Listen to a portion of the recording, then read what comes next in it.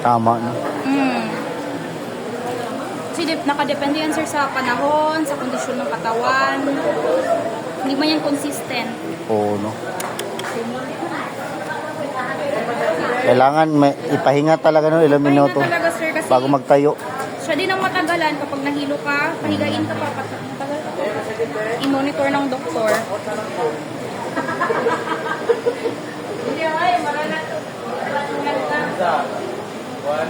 Sir, paki-close up naman.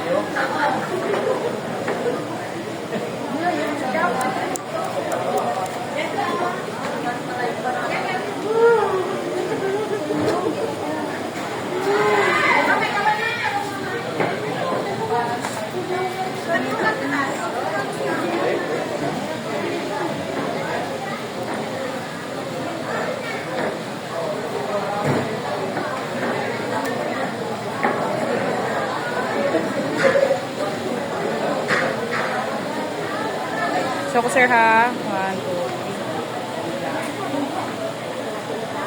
3. Okay. Huwag pa ng kamay.